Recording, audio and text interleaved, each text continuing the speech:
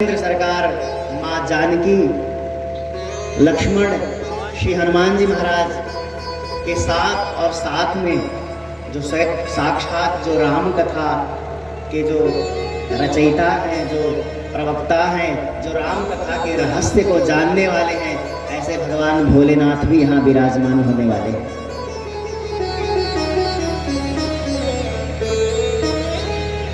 देवालय निर्माण का बड़ा महत्व है।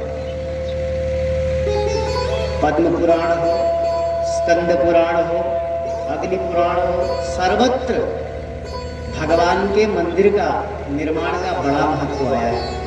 यदि कोई किसी भी जन्म में कैसे भी देवालय निर्माण में उसका संयोग हो जाता है, किसी भी प्रकार से, आवश्यक नहीं है कि धन से ही उसका सहयोग हो, नहीं, सेवा से भी सहयोग हो जाता है, समय से भी सहयोग हो जाता है, सहायता से भी सहयोग हो जाता है। किसी भी प्रकार से यदि भगवान के देवालय निर्माण में, मंदिर निर्माण में किसी का सहयोग हो जाता है, तो ऐसा पुराण कहते हैं उसके आने वाली 7 पीढ़ी, जो पिता के 7 पीढ़ी है और जो माता की जो 7 पीढ़ी है, इन 14 पीढ़ियों के लोगों का उद्धार हो जाता है।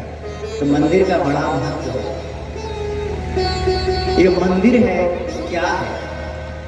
वास्तव में मंदिर जो है लोगों के आह्लाद का केंद्र है।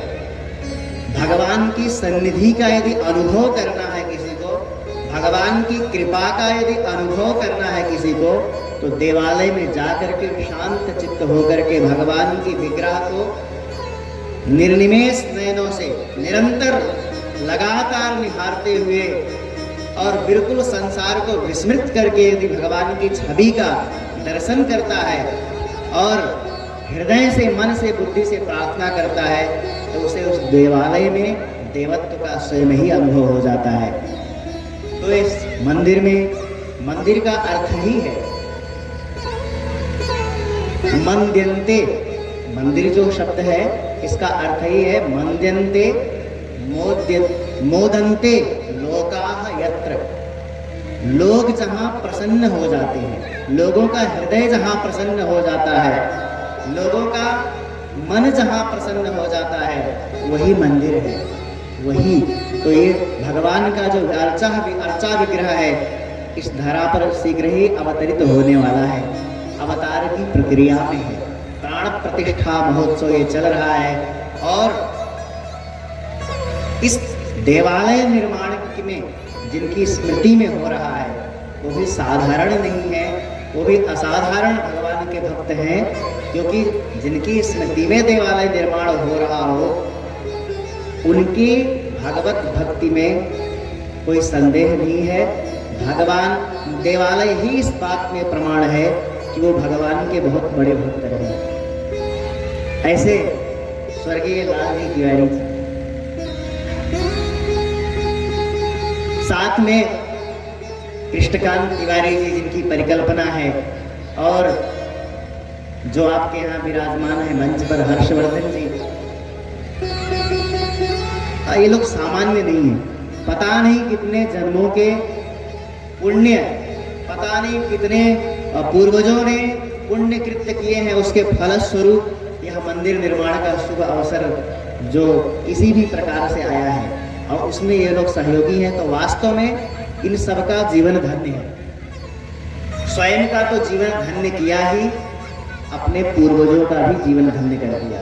पूर्वजों के साथ साथ में आने वाली, अब ये जो मंदिर है, जब भगवान यहाँ विराजमान हो जाएंगे, तो आने वाली पता नहीं कितनी पीढ़ियों का उद्धार होगा। जो लोग भूले भटके भी आकर के भगवान के चरणों में एक बार प्रणाम कर लेंगे, उनका उद्धार होता रहेगा। मतलब यहाँ तक कह सकते हैं कि अब भोरपुर के गांव का कोई भी व्यक्ति नरक नहीं जाएगा, क्योंकि भूला भटका कभी ना कभी तो भगवान के दरबार में आएगा, और भगवान के दरबार में जो एक बार आ गया उसको नरक जाना नहीं। एक बार भी, श्रीमद् भागवत स्वयं कह रहे हैं, भागवत में वेद व्यास जी लिख रहे हैं, जिह्वान भक्ति भगवद गुणनामधेयम् चेतस्न स्मरति तत्तच्चरणारविन्दम् कृष्णाय नो नमतयाच्छिरये कदापि तानानयध्वमसतो कृतविष्णुकृत्या। उस समय की घटना है जिस समय अजामिल को लेने के लिए यमदूत आते हैं। अजामिल भयंकर डर जाता है, तो डर करके अपने पुत्र का नाम लेता है। वो भी स्पष्ट उच्चारण नहीं करता है। जो डरा हुआ व्यक्ति है वो स्पष्ट उच्चारण क्या करेगा?